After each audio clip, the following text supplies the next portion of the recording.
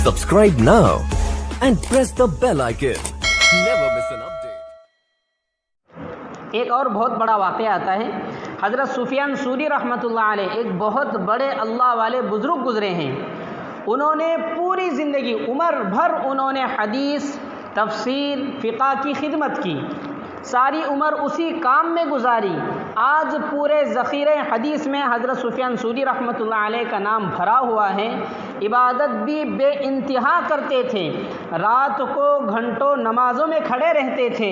گویا کہ مفسر، حدیث، فقہ، صوفی، یہ تمام اوصاف ان کے اندر جمع تھی، موجود تھی. غالباً انہی کا واقعہ لکھا ہے کہ ان کے انتقال کے بعد کسی نے ان کو خواب میں دیکھا تو پوچھا، حضرت اللہ تعالیٰ کی بارگاہ میں آپ کے ساتھ کیا معاملہ پیش آیا؟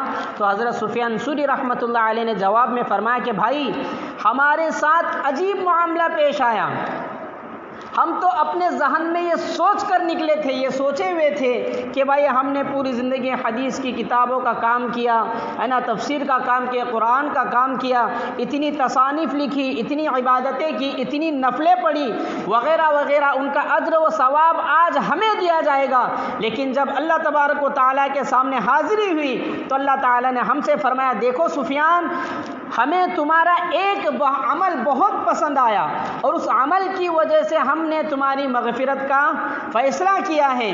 میں نے پوچھا کہ وہ کون سا عمل ہے؟ اللہ تعالیٰ نے فرمایا کہ تم ایک دن بیٹھے ہوئے حدیث لکھ رہے تھے، جب تم نے اپنے قلم کو روشنائی میں ڈبائی اور قلم نکال کر لکھنے والے تھے کہ اس کے بیچ فوراً ایک مکھی آ کر اس قلم پر بیٹھ گئی اور اس قلم کے اندر کی روشنائی کو چوسنے لگی.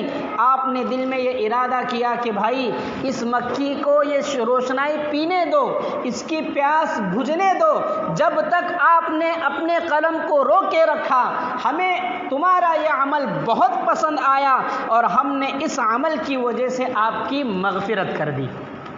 سوچنے جیسی بات ہے، کتنا معمولی عمل ہے، کتنا معمولی عمل ہے. لیکن اللہ تبارک و تعالیٰ نے اس عمل پر حضرت سفیان ثوری رحمۃ اللہ علیہ کی مغفرت کا فیصلہ کیا ہے. تو ایسے بہت سارے اعمال میرے اور آپ کے ساتھ بھی ہوتے ہوں گے. ہمیں سمجھنے کی ضرورت ہے.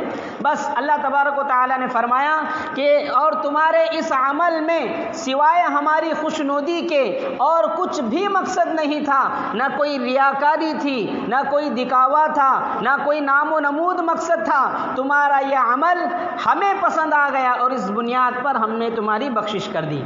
اسی وجہ سے کہا جاتا ہے کہ کسی انسان کو حقیر مت سمجھو. بظاہر دیکھنے میں وہ فاسق نظر آتا ہے، اس کے گناہوں سے نفرت کرو لیکن اس آدمی سے نفرت نہیں کرو.